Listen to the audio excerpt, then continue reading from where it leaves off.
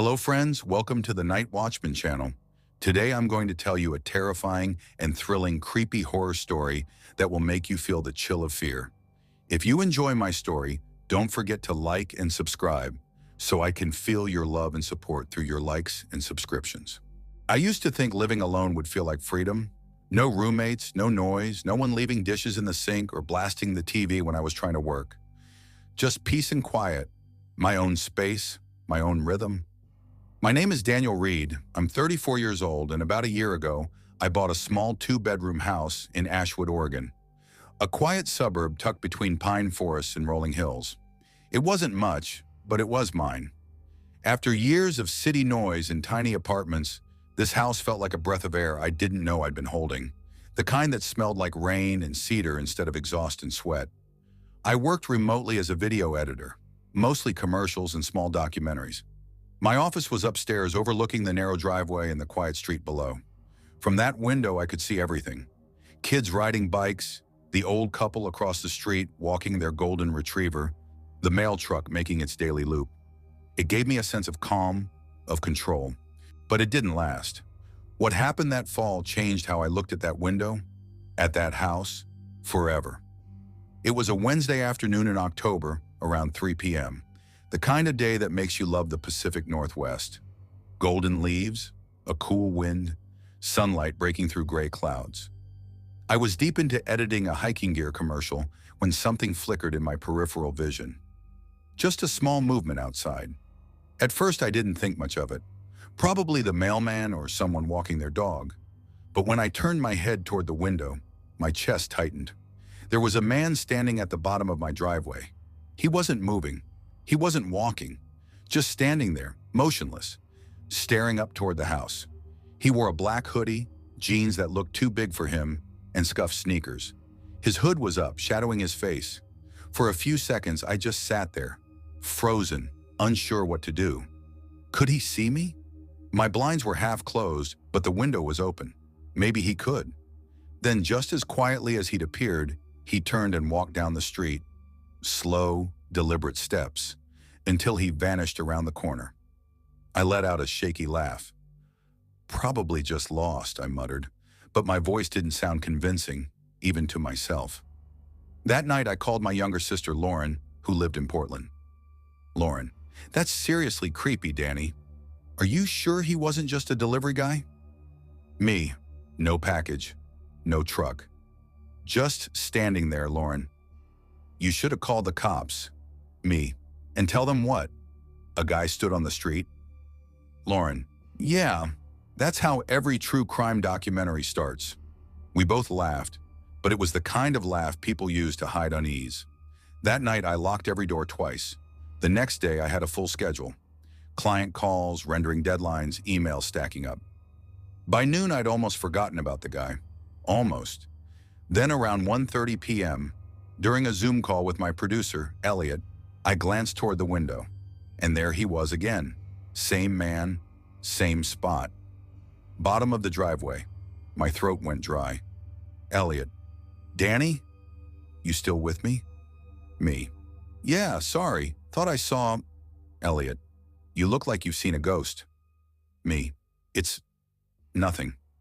Just distracted. When I looked back, he was gone. I told myself it was coincidence, but something about the stillness in the way he stood, like he was studying me, made my skin crawl. That night, I barely slept. Every creak in the house made my pulse jump.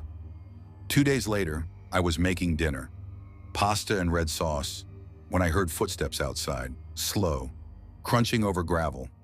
They stopped near the front door. I froze, spoon in hand, listening. Then after a few seconds, the footsteps faded away. I crept to the peephole, heart hammering. Nothing. Just the porch light spilling onto the driveway.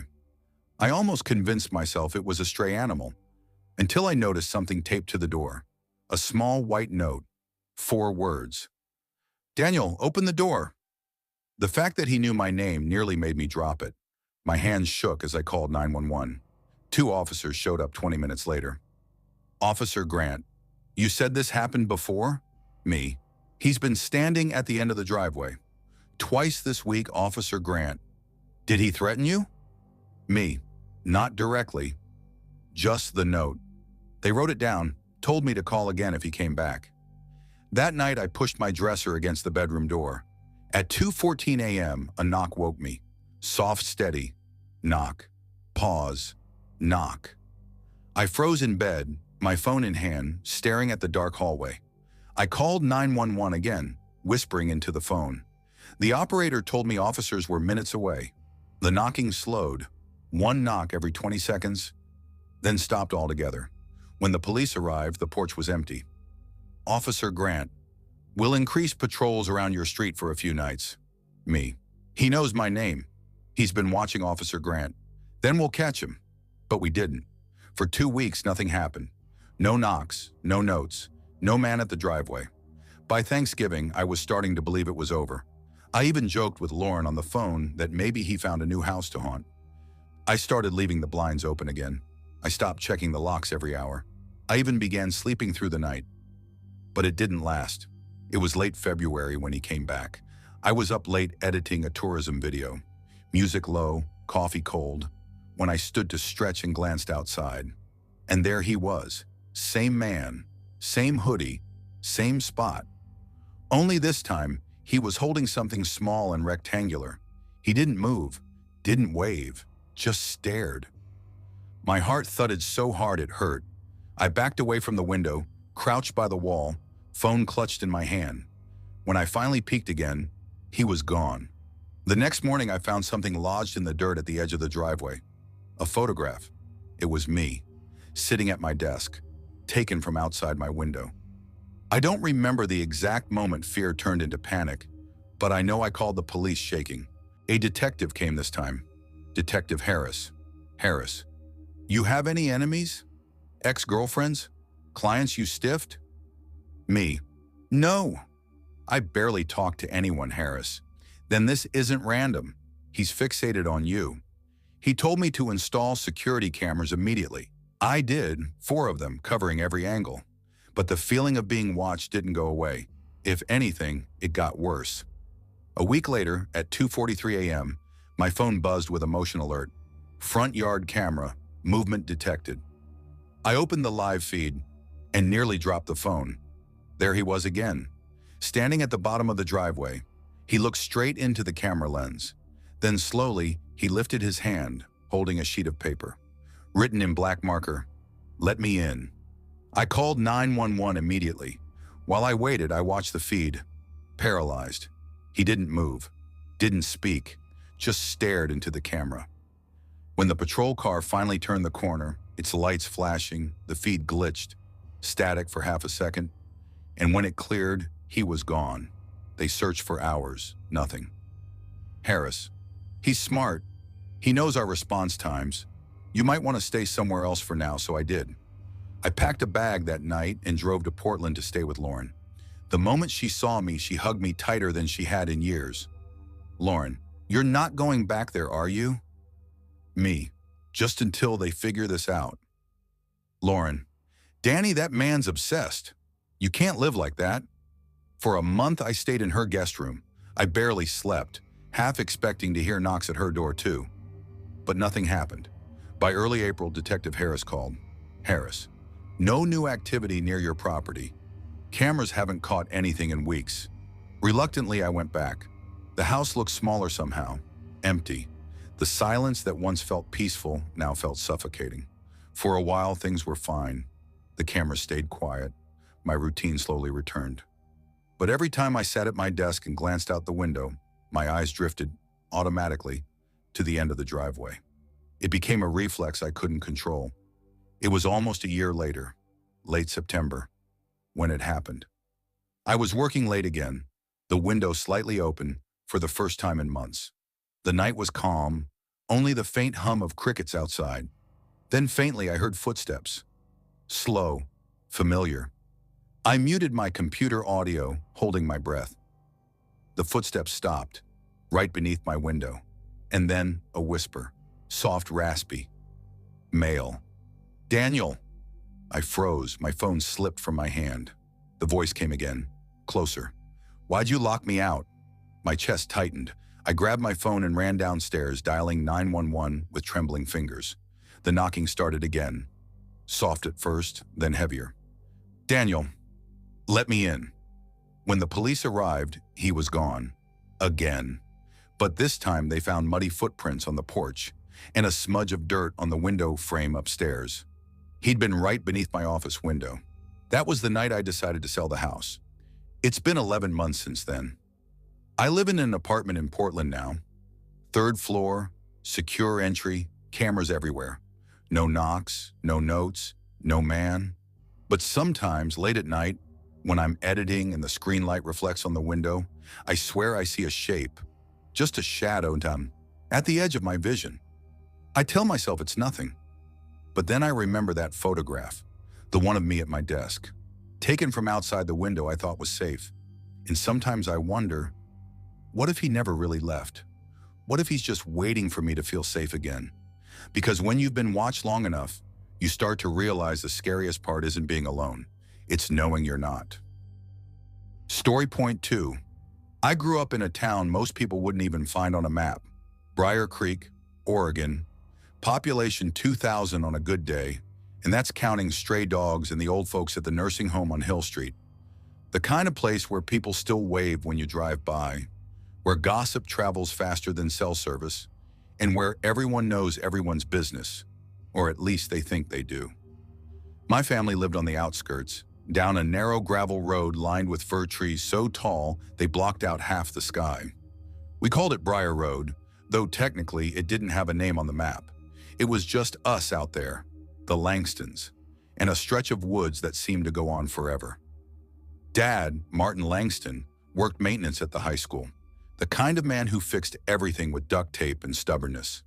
Mom, Janet, taught 3rd grade until her back gave out and she switched to tutoring kids from home. Then there was me, Evan, 17, a senior just trying to make it through one more year before I could finally leave Briar Creek behind. For most of my life, I thought quiet was safety, that nothing bad could happen in a place where the loudest thing you heard at night was crickets. I know better now. It started small, so small I almost didn't notice. It was the first week of October, one of those mornings when the air feels too still, like the world's holding its breath. I was running late for school and cutting through the old service trail that ran behind our property. It wasn't really a road, more like a forgotten path where the gravel had given up years ago. My sneakers crunched against the frost as I adjusted my backpack and took a sip from my thermos. That's when I saw it. A car. It was parked half a mile up, wedged between the trees. Old silver, maybe a 2000s model Camry. The engine was off, but the windshield glistened with dew. At first, I thought it was one of the loggers from the mill, but when I got closer, I saw someone inside. A woman. She looked wrong. Not in a monstrous way, not like something out of a movie, just off. Her hair hung in dark, tangled strands that stuck to her cheeks. Her eyes were fixed straight ahead, unblinking, and she was gripping the steering wheel like she was trying to strangle it. I slowed down, trying not to stare, but she turned her head toward me before I could look away. Her eyes met mine, cold, empty. I forced a polite nod and kept walking. The entire time I could feel her watching me through the trees until I turned the corner. That night at dinner, I brought it up casually. "Hey, there was a car parked on the service trail this morning. Some lady was just sitting there. Looked like she hadn't slept in a week." Dad froze, his fork halfway to his mouth. "What kind of car?" "Silver Toyota." "Beat up." "Why?" He exchanged a look with Mom. One of those silent conversations parents have when they don't want their kid catching on. Mom tried to sound calm, but her voice cracked just a little. "Probably someone lost. You know people cut through the back roads all the time."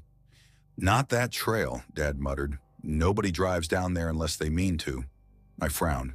"You know her or something?" He didn't answer right away. Finally, he said, "Just keep your distance, all right? Don't go near any strange cars." "Promise me," I laughed it off. "You sound paranoid." "Promise me, Evan." His tone was sharp. I nodded, mostly to end the conversation. The next few days passed quietly. I didn't see the car again, and I figured that was that. Probably just some local sleeping off a hangover. But then the following Monday, I decided to walk again. It was foggy that morning, heavy mist clinging to the trees like cobwebs. My breath puffed white as I trudged along, earbuds in, trying to wake up. And there it was again. Same spot, same car, same woman. This time the engine was running. The exhaust curled like smoke through the cold air. I slowed down, unease prickling at the back of my neck. She didn't look at me right away, just sat there motionless. Then her head turned, slow, deliberate, and her eyes found me again. I felt it deep in my gut, this primal kind of fear I couldn't explain. I crossed to the other side of the trail, pretending to scroll through my phone. I didn't dare look up. When I passed, I could still feel her stare burning into me. I picked up my pace, but before I turned the bend, I heard the click of her door opening. A voice followed. "Evan!" I stopped dead. She said my name. I didn't turn around. My heart pounded in my throat. I bolted. The gravel sprayed under my shoes as I sprinted toward the main road. By the time I got to school, I was shaking. I tried to tell myself I misheard. Maybe she said something else. But deep down I knew. She knew my name. That night I told my parents. Dad's face went pale. He didn't say anything for a long moment. Finally he stood, walked to the window, and stared out into the dark. Mom reached for his arm. "Martin, don't." He shook his head. "No, he needs to know," I frowned. "Know what?" Dad sat back down slowly, his hands trembling. "Her name's Melissa. Melissa Turner. I knew her before your mom," I blinked. "You mean like an ex?" He nodded. "We were married." For about a year, the air in the room felt heavier suddenly. Mom stared down at her plate, silent. Dad continued. "She wasn't well, Evan. She had these episodes, delusions. When things got bad, she'd fixate. On people, on me." He exhaled shakily. "After we split, she disappeared, moved out of state. That was almost 20 years ago," I swallowed. "So why is she here now?" "Why me?" He looked at me, and I'll never forget the way his voice broke when he said it. "Because when she left, she told me she'd take what was mine." The police came out the next morning. They said they'd patrol the area, keep an eye out. But small-town cops don't take things like that seriously unless someone gets hurt. For the next 2 weeks, she lingered. Sometimes I'd see that silver car parked at the edge of our property. Once my friend Tyler swore he saw a woman watching from the tree line near the school fence. At night we'd hear things. Gravel crunching, faint footsteps outside the house, sometimes even a whisper through the wind. Dad started sleeping downstairs with his rifle. Mom jumped every time the phone rang. It felt like living under glass, like she was watching, waiting, enjoying our fear. Then came Halloween night. Dad was working late at the high school's fall fair. Mom was baking cookies for her students, and I was upstairs trying to study. The wind howled outside, rattling the windows. Around 9, I heard something. A faint tap. I froze. Another tap. Then another. It was coming from the window. Slowly I turned, and there she was. Melissa. Standing on the roof of the porch, face pressed against the glass, eyes wide and unblinking. Her breath fogged the window as she whispered, "Evan!" I screamed. Mom burst into the room just as Melissa vanished into the darkness below. We called the police. They searched the yard, the woods, even the road. Nothing. Not a footprint. That night, Dad came home and held me like I was 5 years old again. "It's over," he said, but his voice didn't sound sure. For a while, things quieted down. We stopped seeing the car. The nights grew still again, but peace in Briar Creek never lasts. 3 months later, a sheriff's deputy knocked on our door. They'd found a car abandoned off an old logging road 10 miles away. Silver Toyota. Inside, they found a purse, clothes, and a note addressed to my dad. It said, "I kept my promise." There was no sign of Melissa. They searched for weeks, but she was never found. Some said she drowned in the river. Others whispered she'd gone deeper into the woods, that she never left. It's been 10 years since then. I live 2 states away now, in an apartment overlooking busy streets and neon lights. The kind of noise that makes me feel safe. But sometimes when I drive home late, I catch a glimpse in my rearview mirror. Headlights behind me, silver glinting in the dark. And every now and then, I swear I hear a voice through the static of my radio. Evan, soft, familiar, certain, a promise that still lingers. Story point 3.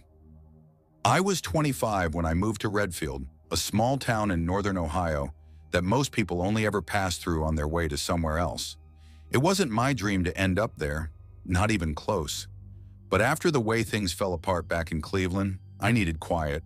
I needed distance. My name's Evan Turner. I'd graduated from college 3 years earlier with a degree in graphic design that never really got me anywhere. I'd spent a year bouncing between freelance gigs and temp jobs until my savings started to dry up. My parents were kind enough to offer help, but pride's a stupid thing. I wanted to make it on my own. So when I found a listing online for a cheap one-bedroom apartment in Redfield, $625 a month, utilities included, I didn't think twice. The pictures showed a small but cozy place above an old laundromat. It wasn't much, but it was something stable. The kind of quiet, steady life I told myself I needed. When I got there, I realized the photos had been kind. The carpet was stained in places, the radiator clanged whenever it turned on, and the windows rattled in the wind. But the landlord, a man named Mr. Donnelly, didn't ask too many questions, and that was enough for me. My days fell into routine fast. I landed a job at Hillman's Grocery, a family-owned supermarket just off Main Street. It was simple work. Stocking shelves, running the register, sometimes cleaning the aisles after closing. Most of the regulars were older, the kind who still paid in cash and told you stories about when gas was $1 a gallon. It was peaceful, predictable, until it wasn't. The first time I noticed him was about 3 weeks after I started. It was a Thursday night, close to closing, around 9:45. The store was quiet, the kind of quiet where you could hear the hum of the refrigerators and the faint buzz of the ceiling lights. I was restocking the front display when the bell above the door chimed. I looked up. A man walked in, tall, maybe mid-30s, wearing a faded brown jacket and dark jeans. He moved slowly, like someone who wasn't really shopping for anything in particular. "Hey there," I said, giving the usual polite nod. He didn't answer. His eyes flicked toward me, just for a second. Before he turned down an aisle, I figured he was one of those customers who didn't like small talk. We got plenty of those. He picked up a few things, a loaf of bread, some instant noodles, a can of soup, and came to the counter. "Find everything okay?" I asked. "Yeah," he said quietly. His voice was low, almost hoarse. He handed me a crumpled $10 bill, eyes down the whole time. When I gave him his receipt, his fingers brushed mine. Cold, clammy. "Have a good night," I said automatically. He didn't reply. Just walked out into the cold and disappeared into the parking lot. I didn't think much of him at first. Just another late-night shopper. But he came back the next week. Same time. Around 9:50, same pattern. Grabbed a few random things, didn't say much. Left quietly. The third week, when I saw him again, my coworker Carla groaned. "Ugh, not this guy again," she muttered under her breath. "You know him?" I asked. "Not really. He's just weird. Comes in all the time right before closing. Never talks to anyone. Gives me the creeps." That night, when I locked up and walked out to my car, I saw him again. He was parked 2 rows over, standing outside his car with the door open, looking at the store. Not moving, just standing there. I hesitated, keys tight in my hand. He wasn't looking at me, not directly, but something about the way he stood, stiff, silent, made the hair on my arms rise. I got in my car and drove off, trying not to make it obvious I was hurrying. I told myself maybe he was waiting for someone, maybe his car wouldn't start, but the image of him, pale face faintly lit by the parking lot lights, stuck with me all the way home. My apartment in Redfield sat above Maple Laundromat, right across from a narrow alley that led to the back lot. The place always smelled faintly of detergent and old metal. At night, you could hear the hum of the washers below, like a dull heartbeat. That Friday, I got home late, around 10:30. I microwaved some leftovers, played a few games on my laptop, and finally went to bed around midnight. I left the blinds halfway open. I always did. The streetlight outside cast this soft orange glow across my room, just enough to make it feel less lonely. Sometime around 1 a.m., a bright light cut across my room. Headlights. I blinked awake, confused. The light shifted, then stopped, right outside my window. For a few seconds, it just sat there. Then it clicked off. I waited, heart pounding, listening for a car door or footsteps. Nothing. Just the wind outside. Finally, I told myself someone was probably dropping off laundry downstairs and rolled over. But when I woke again, maybe an hour later, something felt off. You ever wake up and just know something's wrong before you even open your eyes? That's what it was. My room was silent, but my chest felt tight. I looked toward the door. It was cracked open, just slightly. I always closed it before bed. Always. I got up slowly, pushing it shut with my palm. It clicked closed.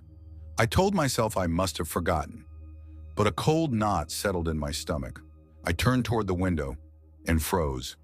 Through the half-open blinds, I could see a figure standing across the street.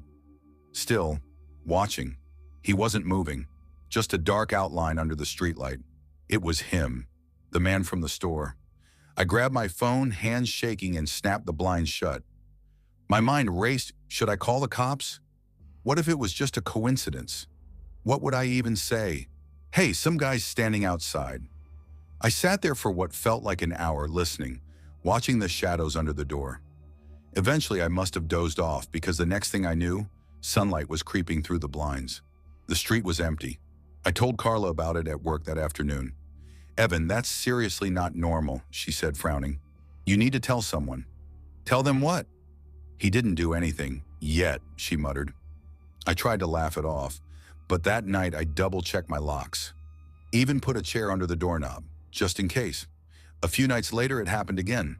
It was raining hard, wind slamming against the windows. I'd stayed up late, watching a movie with the volume low.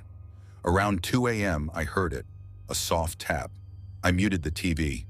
Another tap, this time on the window. My stomach dropped.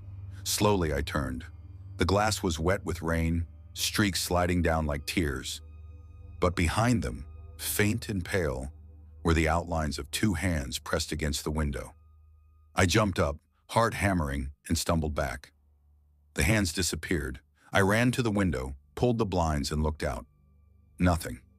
Just rain. But on the fogged-up glass, I could still see the smudge prints. Clear, deliberate. That was the night I called the police. When the officer arrived, he did a quick check outside. He said he didn't find anyone, just footprints near the alley. He told me to keep my doors locked and call again if anything happens. That was it. No follow-up, no extra patrol. Just me, alone, with a stranger who apparently knew where I lived. 2 days later, when I came home from work, my apartment door was slightly ajar. I froze. I hadn't left it that way. I stepped inside slowly. The air felt heavier somehow, still. My stomach twisted. Nothing looked out of place at first, until I saw the photo frames on my desk. All three, pictures of me, my parents, my sister, were turned face down, every single one. That's when I noticed something else, a folded note sitting on the counter. In messy handwriting, it said, "You shouldn't close the blinds." "You look better in the light," I stumbled backward, heart pounding so loud it drowned out everything. I ran outside and called the police again. This time, they sent 2 officers. They searched the building, checked the locks, and said they'd file a report. But they didn't find him. I couldn't sleep that night. I kept every light on, sitting in my kitchen with a baseball bat by my side. Around 3 a.m., I must have drifted off because when I opened my eyes again, it was still dark. But something was different. My phone was buzzing on the table. An unknown number. I answered. At first, silence. Then a faint, ragged breathing. "Who is this?" I whispered. The breathing stopped. Then a quiet voice. Hoarse, familiar. "I just wanted to see you again." I dropped the phone. I ran out the door, down the stairs, out into the freezing night, barefoot. I didn't stop running until I reached the gas station 3 blocks away. The clerk looked startled when I burst in, shaking and out of breath. He called the police for me. When they searched my apartment, they found my bedroom window open. The lock snapped clean off. And in the corner of my closet, they found a single disposable camera. When they developed the photos, most were dark or blurry, but a few were clear enough. Shots of me asleep in bed. One from my kitchen window, one from the hallway outside my bathroom. He'd been inside before, more than once. The cops caught him 2 days later, sleeping in an abandoned shed behind the laundromat. His name was Leon Weller, 36. No fixed address. When they questioned him, he said he just wanted someone to notice him. They told me I was lucky, that he hadn't done worse. But luck doesn't stop the nightmares. It's been a year since I left Redfield. I live in a different city now. I keep my blinds closed, my doors double locked. And still, every so often, I wake up certain I can feel someone watching from behind the glass. Because once you've seen the eyes staring back at you from the dark, you never really stop looking for them. Story point 4. I was 19 when it started, though it feels closer than yesterday. My name is Isla Marin, and for a long time I thought what happened to me was just bad luck. A coincidence that spiraled. But luck doesn't follow you across states. It doesn't call your name from the dark. Before everything, my life was painfully ordinary. I grew up in Miller's Creek, a quiet town tucked along the border between Kentucky and Tennessee. The kind of place where everyone knows each other's business, where Friday nights meant bonfires by the river, and Sunday mornings meant coffee and gossip at the diner. My parents owned a hardware store on Main Street. My older brother, Drew, was in the Marines. I'd just graduated high school, restless and caught between who I was and who I thought I should be. College was supposed to be my escape.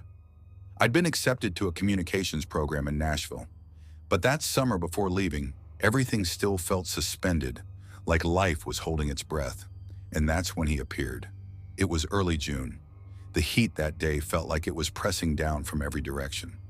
I was sitting on the porch swing with my best friend Hannah, sipping on sweet tea and arguing about whether to go swimming at the quarry. "Come on," she said, nudging me. "You've been hiding here all week." "You're acting like an old lady." "I'm broke," I said. "And sunburnt." She rolled her eyes. "The quarry's free, and I have sunscreen. No excuses." We were laughing when a sound broke through, the crunch of tires on gravel. Both of us looked up. A silver sedan rolled slowly past the house, too slow to just be driving by. The windows were tinted, the kind you can't see into. "Who's that?" Hannah asked, frowning. "No idea," I said. "Probably lost." But the car didn't look lost. It crawled past, paused at the end of the street, and idled there for a few seconds before turning around and disappearing around the bend. We brushed it off. Miller's Creek was safe. Nothing bad ever happened here. That night, though, I saw the same car again. Parked down the block, just beyond the streetlight. The engine wasn't running. No one got out. It just sat there. I remember standing at my bedroom window, my breath fogging the glass as I stared at it. Then, without reason, the headlights flashed twice and went dark. The next day, I told my dad. "Probably someone visiting a friend," he said, waving it off. "Don't overthink it." He always said things like that. Short, rational, calm. It made me feel silly for even bringing it up. But that evening, I saw it again, and again the next night. Always parked somewhere new. By the fourth night, I'd convinced myself it was my imagination, until my phone buzzed at 11:42 p.m. Unknown number. "You look nice in blue." My heart stopped. I was wearing a blue t-shirt. I texted back instantly. "Me. Who is this?" No answer. The next morning, I showed Hannah the message. Her face paled. "You think it's someone from school?" "I don't know. Block them." I did. But later that day, I got another text. Different number. "Don't ignore me, Isla." My stomach dropped. Over the next week, the messages came more often. Always from new numbers. Always vague but personal. "Saw you walking with your dad. You didn't smile today." Or, "The porch light looks good on you." I started noticing things. My gate left unlatched. The faint smell of cigarette smoke under my window in the morning. Muddy footprints near the side door. My parents thought I was imagining it, until one night. It was a Friday and my dad was working late. Mom had gone to a church meeting. I was alone. Around 10 p.m., the motion light in the backyard flicked on. I froze, staring out the kitchen window. A shape stood at the edge of the yard. Tall, still, wearing a hooded jacket. "Hello!" I called, my voice shaking. No answer, just silence. I grabbed my phone, dialing 911, but before I could press call, the figure turned, and I saw a glint of something metallic in his hand. I dropped the phone and bolted for the front door. Locked. My fingers fumbled. By the time I got it open and ran out onto the porch, the yard was empty. The sheriff's deputies came 20 minutes later. They searched the area but found nothing. No footprints, no cigarette butts, no sign anyone had been there. The deputy, an older man named Harris, put a hand on my shoulder. "Could have been a prank," he said, "but if it happens again, call us right away." It happened again 2 nights later. When I finally left for Nashville in August, I thought I'd escaped. The first few weeks were perfect. Crowded dorms, late-night pizza, new faces. I started sleeping again. I started laughing again. Then one afternoon, as I was leaving class, I saw it. A silver sedan parked across from the student center. Same dents, same dull paint. My knees nearly buckled. I told myself it was impossible, a coincidence. But when I got back to my dorm, there was a folded note slipped under my door. "Missed seeing you around Miller's Creek." That night, I called home sobbing. My dad drove up the next morning. We filed another report, but campus security shrugged. Without a name, there's not much we can do. Hannah started staying over sometimes. She joked about our resident ghost, but even she stopped laughing when she saw the same car parked outside my building at 2 a.m. I started changing my routes, avoiding elevators, carrying pepper spray everywhere. Still, the notes kept coming, always short, always typed, always unsigned. Blue again, "You left your light on. Don't forget to lock the window." By November, I couldn't take it anymore. I dropped out and moved in with my aunt in Columbus, Ohio. I didn't tell anyone my new address except my parents. For a few months, it was quiet, peaceful even. I started working at a cafe downtown, saving money, trying to rebuild. Then one night near closing, the bell above the door chimed. I looked up, and my blood ran cold. He was standing there. Jeans, black jacket. The same sharp face I'd seen through my kitchen window that summer. I froze behind the counter. He smiled, just slightly, like he'd been waiting. "Hi, Isla." My throat closed. "Do I know you?" He tilted his head. "Of course." "We've met." I backed away, bumping into the espresso machine. "You need to leave." He didn't move, just stared, eyes flat and cold. "You shouldn't have moved here. You belong back home." My co-worker, Megan, came out from the back, holding a towel. "Everything okay?" The man's expression changed instantly. Calm, polite. "Just grabbing a coffee." He ordered a small black, paid cash, and left. I called the police after he walked out, but by the time they arrived, he was gone. No cameras caught his license plate. That night, I didn't sleep. A week later, I found another note on my windshield. "You look tired." I started staying with Megan for safety. We told her landlord and he installed new locks. But I could feel him out there, somewhere close. Every night I heard things. Footsteps outside, faint tapping on glass. Sometimes I'd smell that same smoke from Miller's Creek. One evening I came home from a late shift and saw my front door slightly open. I froze. I pulled out my phone, dialed 911. The operator's voice was calm. "Stay outside, ma'am. Officers are on the way, but curiosity or panic, I don't know which, pulled me inside. The lights were off. My heart pounded so hard it hurt. In the kitchen, the refrigerator door was ajar. A cold draft brushed my arm, and written in marker across the wall were 3 words: "I found you." The scream that tore out of me didn't feel human. The police came. Fingerprints everywhere. None matched anyone in the system. No sign of forced entry. No cameras nearby. I packed up and left the next morning. That was 12 years ago. Now I live in Portland, Oregon. I work remotely. I keep my number unlisted, my social media private, my curtains always closed. People think fear fades. It doesn't. It just burrows deeper until it becomes part of your wiring. Sometimes when I walk to my car after dark, I still catch glimpses. A flash of silver in a parking lot, A man standing just long enough to make my heart stutter. Last month, a package arrived at my office. No return address. Inside was a single Polaroid photo. Me locking my apartment door. Scrawled on the back were two words. Still watching. I don't know where he is now. Maybe still in Miller's Creek. Maybe down the street. Maybe one step behind me, just out of sight. But I know this much. He never stopped looking, and I never stopped running. Story point 5. I was 17 when it happened. Looking back now, I can still remember the feeling of that day. The smell of the cold morning air, the faint hum of traffic, the way my stomach twisted with a mix of guilt and excitement. My name is Lena Carter, and I grew up in Everbrook, Oregon, a small, quiet town about an hour outside of Portland. Everbrook wasn't exactly boring, but it was the kind of place where nothing really happened. The kind of place where people went to bed early, left their doors unlocked, and complained about the same potholes for years. For a long time, I thought that safety was comforting, but now I can't even sit on a bus without feeling that old panic crawl up my spine.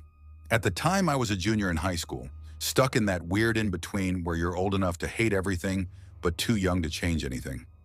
School felt suffocating, crowded hallways, the same faces, the same teachers. I wasn't failing, but I wasn't exactly trying either. My parents both worked full-time, mom as a nurse, dad as an electrician. So when I skipped class, it wasn't hard to get away with it.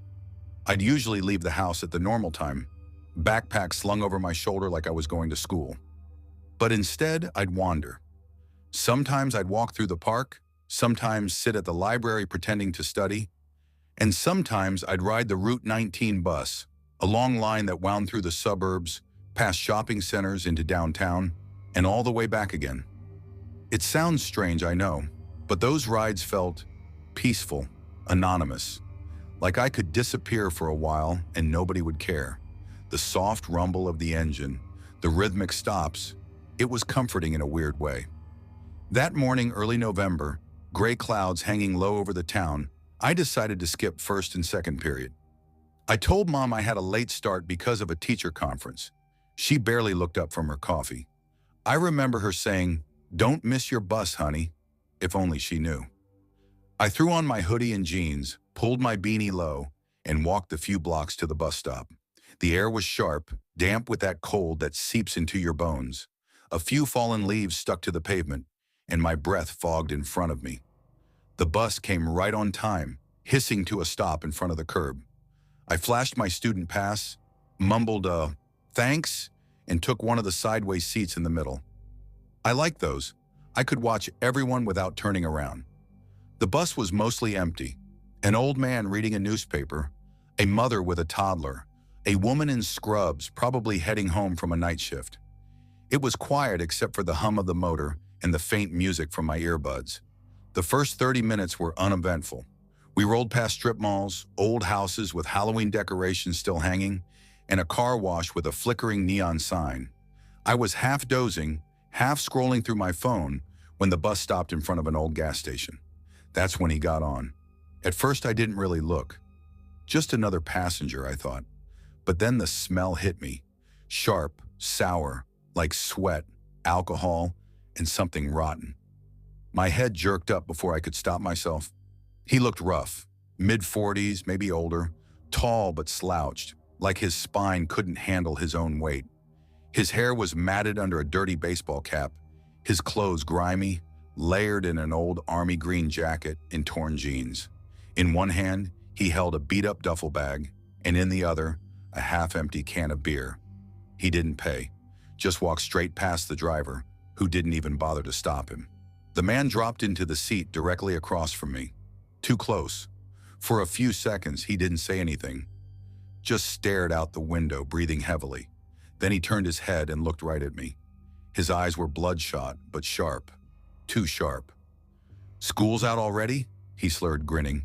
My throat tightened. "No," I said softly. "Just running late." He nodded like that somehow made sense. Then he chuckled. "You look like my niece." She used to ride the bus too. Pretty girl. Always thought she was too good for people I didn't answer. I just stared down at my hands, pretending to scroll on my phone. My heart was beating faster now. He leaned forward, elbows on his knees. "You got a name?" I didn't respond. "Hey," he said louder, his tone suddenly sharper. "I asked you a question." I'm sorry," I stammered, forcing a smile. "Just don't like talking much." He grinned again, a slow, crooked thing that made my stomach twist. "That's all right. I like quiet girls." I felt my body stiffen. My stop was still a good 15 minutes away. The other passengers didn't seem to notice, or didn't want to. The driver's eyes stayed fixed on the road. The man leaned back, muttering under his breath. I couldn't make out the words, but it sounded like he was arguing with someone who wasn't there. His fingers drummed on his leg, his gaze flicking toward me every few seconds. When the bus stopped near downtown, most people got off. I thought about doing the same, but my legs felt glued to the seat. If I stood up, he might follow. If I stayed, maybe he'd lose interest. But then he spoke again, his voice lower this time. "You ever get the feeling someone's following you?" My mouth went dry. "No," I said quietly. He smiled, tilting his head. "Lucky you." The bus rolled to another stop, the Willowbrook Transit Center. That was where I usually got off to kill time. I forced myself to stand, clutching my backpack. "Hey," he said, voice suddenly sharp. "Where you going?" I froze. "Just to downtown." He nodded slowly. "Me too." My pulse spiked. As soon as the doors hissed open, I bolted out, nearly tripping over the curb. I ducked into the crowd outside, weaving between people until I reached a small cafe near the corner. I pressed myself inside, heart pounding, pretending to browse the pastry case. Through the window, I saw him step off the bus. He scanned the street, his head jerking side to side. Then his gaze landed on the cafe. I ducked behind a display shelf. He stood there for a few seconds, then started walking toward the door. "Miss, can I help you?" the barista asked from behind the counter. No, I'm okay," I muttered, trying not to sound panicked. The door creaked open. The smell of stale alcohol drifted in. I turned. He was there, standing just inside, eyes fixed on me. "Found you," he murmured. My heart lurched. "Please, don't." "Hey, sir," the barista's voice cut through the air. "You need to leave." Now the man blinked, his expression flickering from confusion to anger. "I'm not doing anything." "Out!" the barista snapped, pointing at the door. For a moment I thought he'd lash out, but then he sneered and backed away, muttering something under his breath before stumbling out. The barista looked at me, concerned. "You okay?" I think so," I said, voice trembling. "Do you want me to call the police?" I shook my head too fast. "No, it's fine, he's gone." He wasn't. When I left the cafe 10 minutes later, he was across the street, standing by the bus stop, staring. Just staring. I turned and walked in the opposite direction, trying to act calm even though my knees were shaking. I ducked into a clothing store, waited inside for nearly half an hour, peeking through the window every few minutes.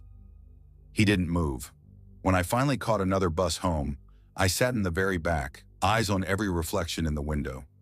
Every shadow looked like him. Every passing car made me flinch. He never touched me again, never spoke to me after that day.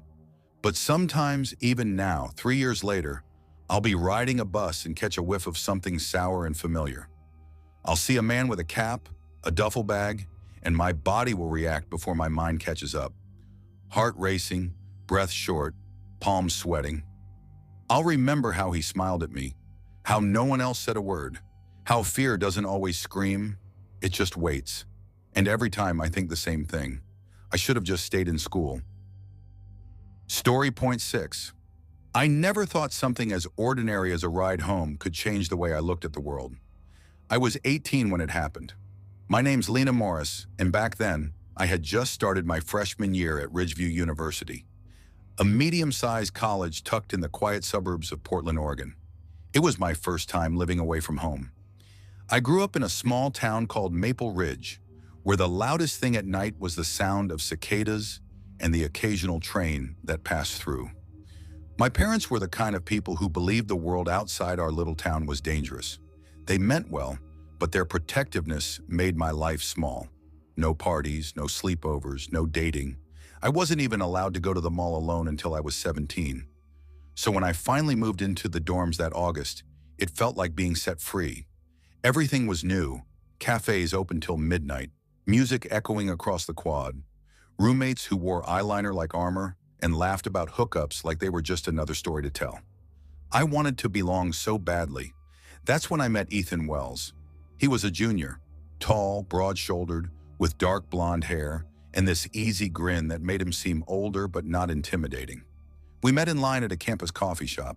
He was ahead of me, and when I accidentally dropped my phone, he bent down to hand it back with a simple, "You good?" Something about his tone, gentle, a little amused, made me smile. After that, we kept running into each other. At the library, the gym, the dining hall. He wasn't like the loud frat guys who always seemed to talk over people. He listened, asked about my classes, remembered things I'd said. When I told him I was still adjusting, he said, "Everyone's pretending they've got it figured out." Trust me, by mid-October, we were texting every day. Study breaks turned into late-night walks around campus. He wasn't pushy, never crossed boundaries, and that made me trust him more. So when he invited me to his friend's Halloween launch party, I said yes. The party was held in a rented event space downtown. Lots of neon lights, fog machines, people dressed as everything from angels to zombies. I wore a simple black dress, the one my roommate said made me look grown up but chill. Ethan met me outside, dressed as some kind of vampire DJ, cape and all. "You look incredible," he said, handing me a cup of cider. We danced, we laughed. It was the first time in months I felt like I belonged. Around midnight, when the crowd started to thin, Ethan offered to walk me back, but I'd had a few drinks and felt dizzy. "You can crash at my place," he said gently. "Spare blanket, couch, whatever's comfortable." I hesitated for a moment, but his tone was reassuring. "Just sleep," he added quickly. "Promise." So I agreed. His apartment was small but neat. Posters of old rock bands, a few textbooks scattered around. He gave me a t-shirt to change into and made tea while I washed my face. We talked for another hour, mostly about music and family. When I started yawning, he smiled and said, "You take the bed. I'll take the couch," and that was that. When I woke up, sunlight was streaming through the blinds. The clock on his nightstand said 8:14 a.m. The apartment was quiet. Ethan had left a note on the table. "Had to run to my tutoring session. Lock up when you leave. I'll text you later." I smiled, touched by how considerate he was. But then I realized I hadn't brought any change of clothes. No jacket, no toothbrush, nothing. Just my dress from last night and my purse. I groaned softly. After splashing water on my face, I ordered an Uber. The app said the driver, Brian, was 3 minutes away. When I stepped outside, the air hit me like ice. It was early November in Portland.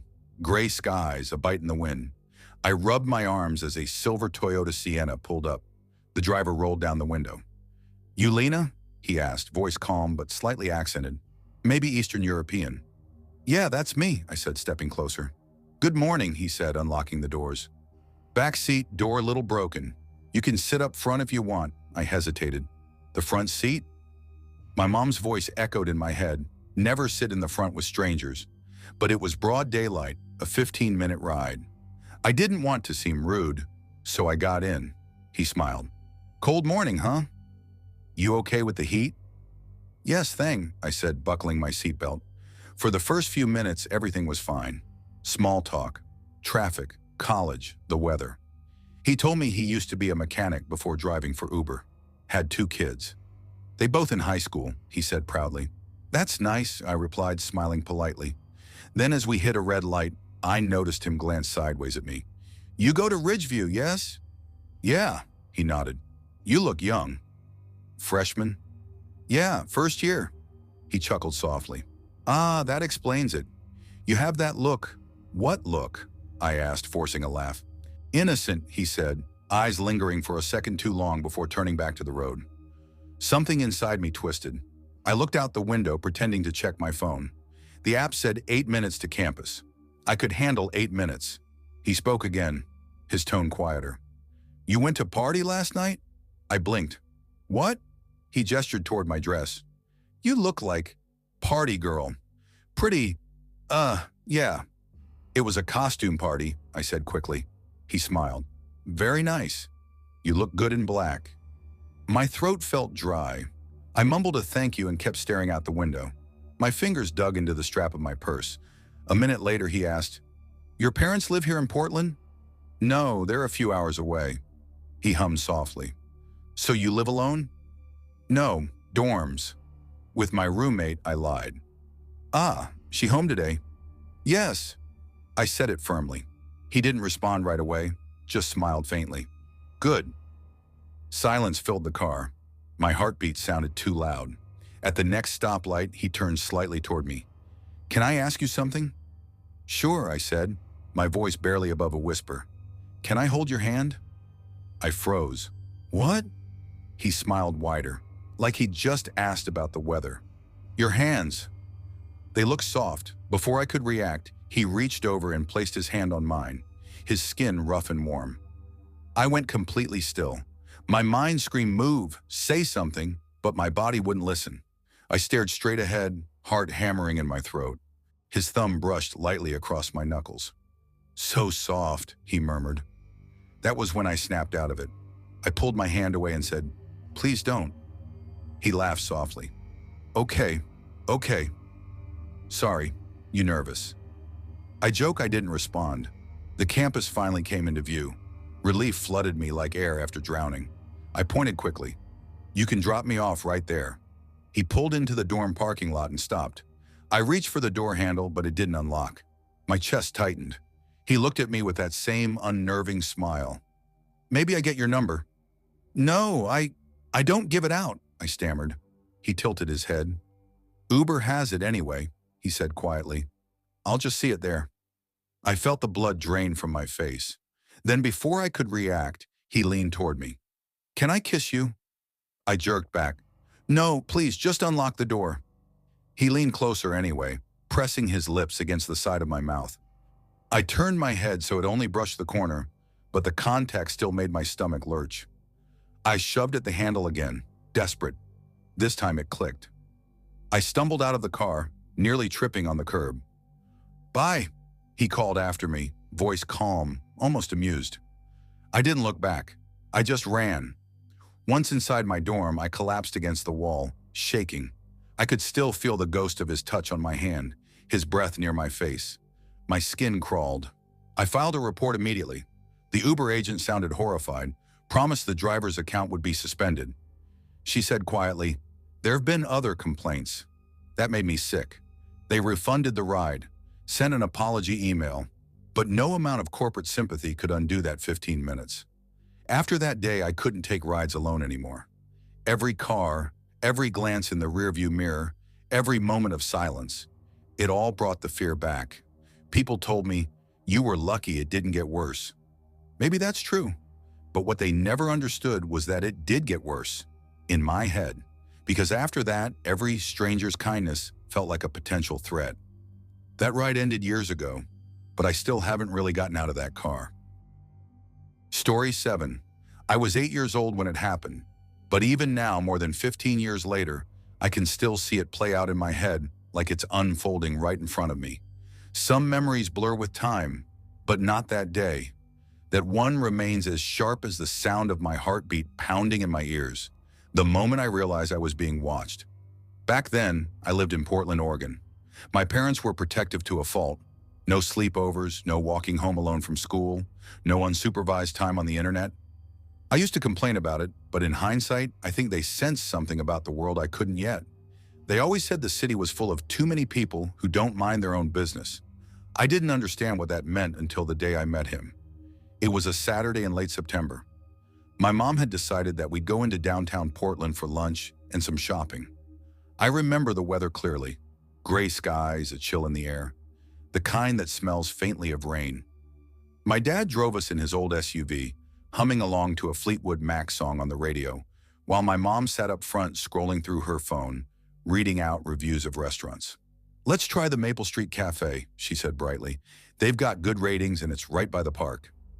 "We can walk after." "Sounds good," my dad replied, merging into traffic. Then glancing at me in the rearview mirror, he added, "You'll like it, Emma." They've got pancakes all day, I guess, I mumbled. At that age, I wasn't much for city trips. I preferred staying home, reading, or drawing in my room. The city always felt too fast, like if I blinked, I'd lose sight of everyone.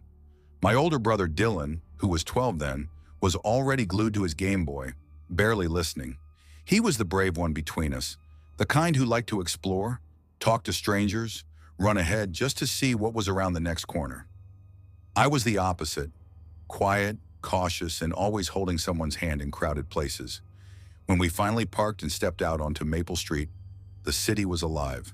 Cars honked, people rushed by holding coffee cups, and street performers played guitar on the corners. It felt like a different world compared to our calm suburban neighborhood. We walked for about 10 minutes before finding the cafe. It was a cozy place with outdoor seating under red umbrellas. My parents stood near the entrance, reading the menu posted on a board. I hung close to my mom, while Dylan wandered a few steps away, pretending to swing his backpack like a sword. That was when I noticed him. At first, I didn't think much of it. A man sitting alone at one of the outdoor tables. He had a half-empty cup of coffee in front of him, though it didn't look like he'd touched it in a while. He was middle-aged, maybe late 40s, wearing a faded blue jacket and a baseball cap.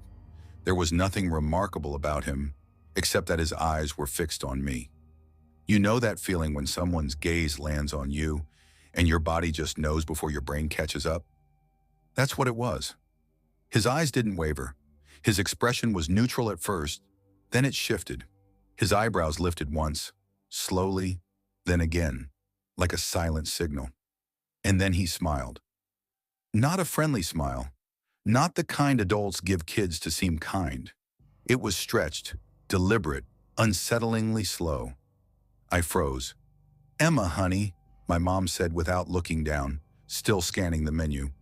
"Do you want pancakes or grilled cheese?" "Pancakes," I whispered, but I couldn't take my eyes off the man. He was still watching me. His fingers tapped the table in a slow rhythm, and then, almost casually, he lifted his hand and pointed at me. Not a wave, not a greeting, just pointed. My throat felt dry. I tugged at my mom's sleeve. "Mom." "1 second, sweetheart." "No, Mom." Before I could finish, my dad laughed about something Dylan had said, and the noise of the street swallowed my voice. I looked back, and the man was still there, still pointing, still smiling. That's when something inside me snapped. I grabbed my mom's hand hard enough for her to look down. "What's wrong?" she asked, startled. I turned to point, but the man wasn't sitting anymore. He was standing, and he was walking toward us. Every muscle in my body screamed. "Mom!" I cried, louder this time. "What, Emma?" she said, half annoyed. I looked up, trying to form words, but she and Dad had already started walking toward the next restaurant, debating where to eat instead. I turned back. The man was closer now, maybe 15 feet away, moving slowly, eyes locked on me, that smile plastered across his face like it was glued there. I didn't think. I ran. I bolted through the crowd, bumping into strangers, my small hand slipping from my mother's. I could hear my name faintly behind me. "Emma! Emma!" But I didn't stop. My heart was pounding so hard I could feel it in my throat. I didn't know where I was going, just away. I weaved through the legs of rushing people until the noise became a blur of footsteps and car horns. When I finally stopped to look around, I realized I couldn't see my parents anywhere. And worse, he was gone too. For a second, I thought maybe I'd imagined it all, that maybe I was being paranoid, like Mom always said I was. But then, through the moving crowd, I caught sight of him again. Across the street, standing by the crosswalk, still staring, still smiling. The traffic light changed. He stepped off the curb. I turned and ran again, this time straight into a man carrying a stack of boxes. "Hey, watch it, kid!" he yelled. I stumbled, my palms scraping the pavement. I looked up, scanning wildly, and finally, thank God, saw my dad pushing through the crowd toward me, shouting my name. "Emma! Jesus, don't ever run off like that again." He grabbed me, shaking with anger and relief. I clung to him, trembling so hard my teeth chattered. "There was a man," I gasped. "He was following me. He was..." My dad frowned, scanning the crowd. What man? He was right there. I turned to point, but he was gone. Vanished. Like he'd never existed. My mom arrived a few seconds later, out of breath. What happened? Why did you run? She thought someone was after her, my dad said. Probably just some guy sitting nearby. Don't scare yourself like that, sweetheart. But I knew what I saw, and I knew that man wasn't just some guy. We ate at another restaurant after that. I didn't touch my food. I kept glancing out the window, half expecting to see his face again through the glass. That night I didn't sleep. Every time I closed my eyes, I saw his grin, the way his eyebrows lifted in mock amusement, like he was daring me to look away first. Years passed. I grew up. We moved away from Portland after my dad's job transfer to Denver. But the memory never faded. Sometimes when I'm walking through a crowded street, even as an adult, I'll catch someone's gaze and my stomach will twist. I'll scan their face just to make sure. Because once, 2 years ago, in downtown Denver, I swear I saw him again. Same jacket, same grin. He was standing across the crosswalk. And when our eyes met, he raised his eyebrows. Once, twice, just like before. The light turned green. He stepped off the curb, and I walked away without looking back. But every time I hear footsteps behind me on a crowded street, every time someone stands too still, watching, I feel that same cold rush from all those years ago. Because somewhere out there, maybe he's still waiting for the one kid who doesn't run. Story point 8. I was 25 the summer it all happened. Back then, life felt like it was finally settling down. I had been living in Dublin for a few years, working in marketing, renting a small apartment near the River Liffey, thinking I had everything figured out. But when my mom called about a family reunion back in the States, I knew I couldn't skip it. It might be Grandma's last one, she said softly over the phone. That sentence alone was enough. I booked my flight for late June and packed enough to stay for 2 weeks. It had been nearly 10 years since I'd been back to Tennessee, to the place where I'd spent my childhood summers, the sleepy mountain town of Maple Hollow, tucked deep in the foothills of the Smokies. My grandmother, Evelyn Carter, still lived in the same old log cabin she and my late grandfather had built 50 years earlier. It sat off a narrow gravel road surrounded by forest, the kind of place where your phone signal vanished before you hit the driveway. The air always smelled of pine and damp earth, and at night the sky was so black it looked infinite. But there was something about those woods that always gave me a strange feeling. Beautiful, yes, but also isolating, like someone or something was always watching. When I arrived that summer, the house was alive again. My aunts were in the kitchen making casseroles. Kids ran barefoot through the yard, and the air was filled with laughter and cicadas. Grandma sat on her porch, wrapped in a faded blue shawl, her wrinkled hands resting on her lap. "You look tired, baby," she said, smiling up at me. "City life's wearing you down." I hugged her. "I missed you, Grandma." "You always say that," she teased. "Then you disappear again." I laughed, though she wasn't wrong. Most of the family had to rent places nearby since Grandma's cabin only had 2 bedrooms. The nearest motel was nearly 40 minutes away, so when a local man named Tom Harlan offered to let my cousin Ryan and his wife Maddie stay at his place for free, everyone thought it was a godsend. "Tom's a good man," Grandma said. "Lost his wife years ago, keeps to himself mostly, but he's always been kind." Helped me fix my fence last winter, Ryan wasn't convinced. "A random guy offers us free lodging? Sounds too good to be true," but Grandma insisted. "Honey, around here, people still do things out of kindness." I remember thinking that was a nice sentiment, but kindness and strangers don't always mix well. When we drove down to meet Tom, I tagged along. Curiosity, mostly. His place sat at the bottom of a steep hollow, about 10 minutes from Grandma's. It was a single-story ranch-style house with a wraparound porch and a view that stretched across the valley. The lawn was perfectly trimmed, not a weed in sight. Tom was standing outside when we pulled up. "Y'all must be the Carters," he said, waving. He was tall, maybe in his early 50s, built like someone who'd spent his life doing manual work. His salt and pepper hair was cropped short, and his smile looked practiced. He shook Ryan's hand, then Maddie's, then mine. His grip was firm, his palm calloused. "Well," he said cheerfully. Let me show you around. You'll see, it's not much, but it's home. The second we stepped inside, the smell hit me. It wasn't overpowering at first, but sharp, like something dead mixed with bleach and fake lavender. Maddie subtly covered her nose. Tom noticed. Oh, sorry about that, he said quickly. I've got cats. Sometimes they get into places they shouldn't. Just cleaned up this morning. I smiled politely, but it didn't smell like cats. It smelled like something far worse. The house was immaculate. Every surface gleamed, furniture perfectly aligned, blinds all drawn halfway. Too clean, too orderly, like no one really lived there.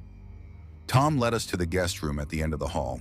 It was spacious, with a large bed, dresser, and sliding glass door that opened to a deck overlooking the woods.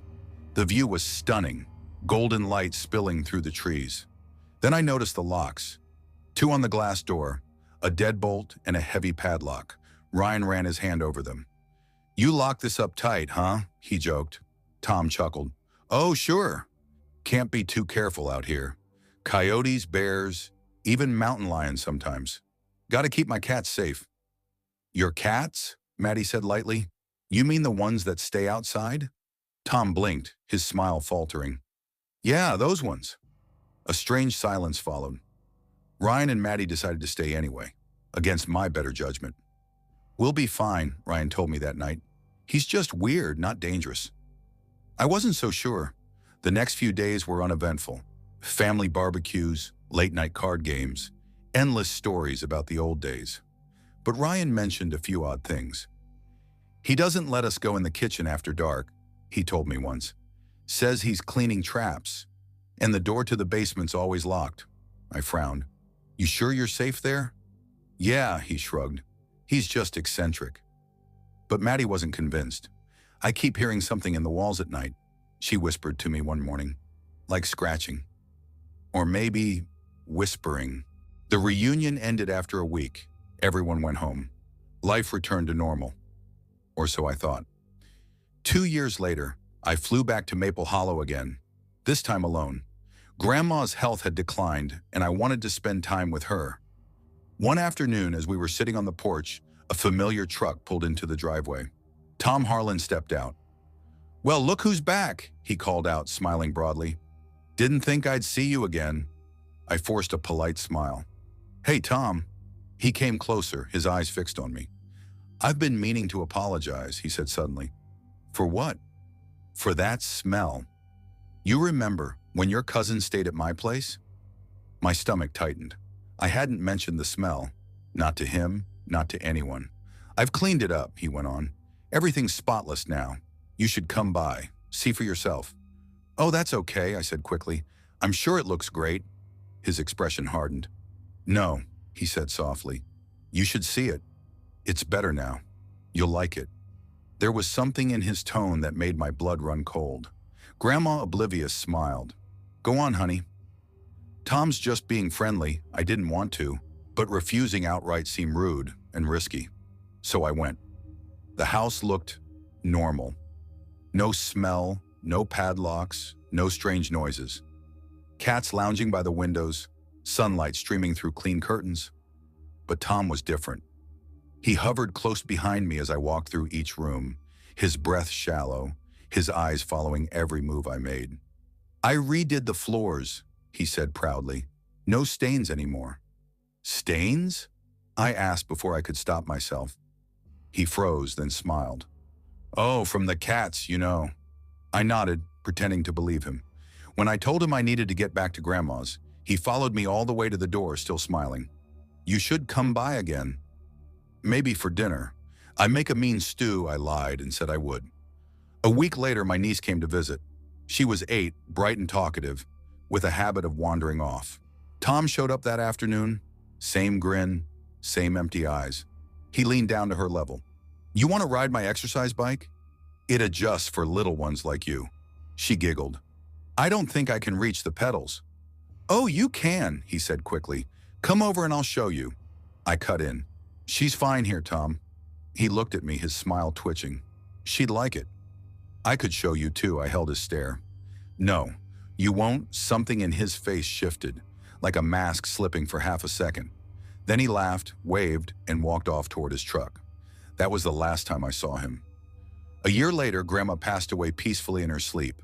I came back for the funeral, and in the local paper, I saw a headline: "Remains found in burned house of local man. Authorities identify victims missing from 2013 to 2018.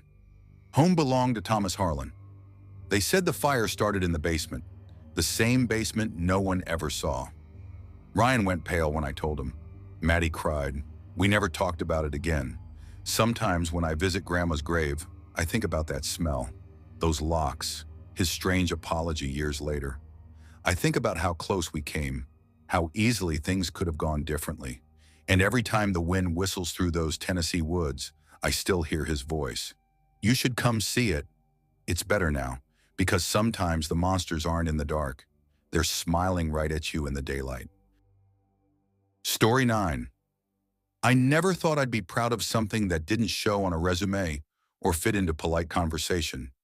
Yet here I am, 10 years sober, and that's what I cling to. My life, reclaimed from something that almost broke me before I'd even legally bought a beer. It started when I was 15. I grew up in the Elmwood district of Philadelphia, a part of the city where liquor stores outnumbered corner markets. You'd think it was just coincidence, but every street, every corner smelled faintly of alcohol and fried food, a combination that became normal before I even realized it. My father worked late shifts at a factory, my mother floated between temp jobs, and my older brother Max mostly kept to himself. I was left to wander the streets trying to feel older than I was, trying to fit in. Drinking wasn't just common, it was expected. Kids older than me would offer beer like it was candy. I didn't even think to say no at first. I liked the buzz, the way it made the noise around me dull, the way it made me feel like I could finally belong somewhere. But it didn't take long before the nights of fun spiraled into chaos. Arguments at home, missing school, losing friends who didn't drink. I was losing myself faster than anyone could have noticed. My parents panicked. After a particularly bad night where I nearly blacked out in front of a bus stop, they enrolled me in a small private academy across town, St. Jude's Prep. I hated them for it. The uniforms felt like chains, the commute took hours, and I stood out like a sore thumb among kids who had their lives together. But in hindsight, it was the only thing that might have saved me. By the time I turned 18, I was already 2 years sober. Teen programs had an age limit, so I had to move on to adult meetings. That's how I ended up at the Tuesday, Thursday, 7 a.m. AA group at a tiny brick church on Elmwood Avenue.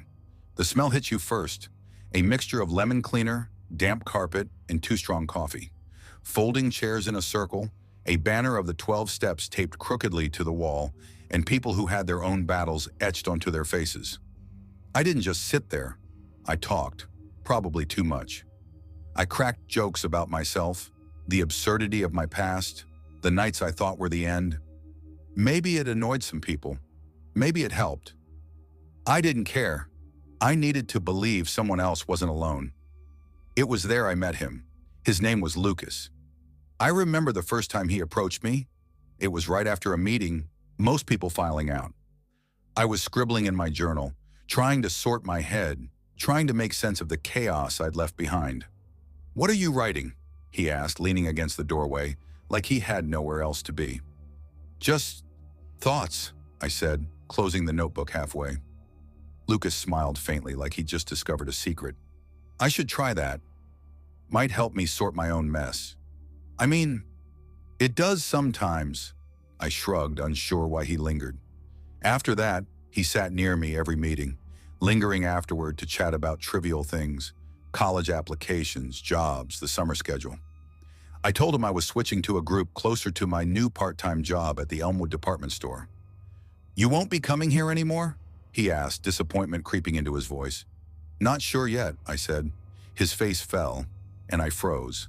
There was something heavy in that expression, almost personal, like I had abandoned him. I didn't think much of it then. I was 18, sober, finally free. Life felt manageable. Graduation came, and it was a blur. Heat, sun, caps flying, parents crying. But when I glanced back at the shade of a tree, I froze. Lucas, smiling at me like he had every right to be there. Not family, not a friend, just a guy from AA meetings. After the ceremony, he walked over with a small gift bag. "Congrats," he said, holding it out. Inside was a box of chocolates and a note. "You make the room brighter. Don't forget us." I muttered something incoherent, unsure if I should feel gratitude or unease. Something in my gut twisted. Weeks later, starting my first shift at the department store, I thought I'd escaped him. But he appeared again, wandering past my cosmetics counter, pretending to browse. The next day, the same. The day after, the same. My chest tightened. I told my coworker, Sarah, a no-nonsense woman in her 40s with a glare that could slice glass. "Let me handle it," she said, and she did. The next time Lucas came in, she confronted him directly. His face went red, muttered something under his breath, and left. For a moment, I thought it was over, but the sense of being watched lingered. Shadows in my peripheral vision, the crunch of footsteps behind me when I walked home at night. Every church, every corner with a folding chair or a styrofoam cup made my stomach knot. Sobriety had given me control, but this reminded me how fragile it really was. Months passed. Lucas didn't return to the store, and eventually I tried to convince myself it was over. But the memory never left. The way he'd smile like he knew something I didn't. The feeling that I was never truly alone. Survival, I realized, was different from sobriety. Sobriety was a shield. Survival was living with the knowledge that someone had tried to take that shield away. Years later, I moved out of Elmwood, found a small apartment across the state, a job that kept me busy. But sometimes at night, when the house is quiet and the streetlights flicker outside my window, I still see him. A shadow in the corner of my vision, a glint of hair too neat, too clean. And I remember the mornings in that church basement, the folding chairs, the coffee-stained cups, and the life I had clawed back for myself. Sobriety remains my proudest accomplishment, but survival, quiet, stubborn, every day, comes close. Because I know how easily my story could have ended differently.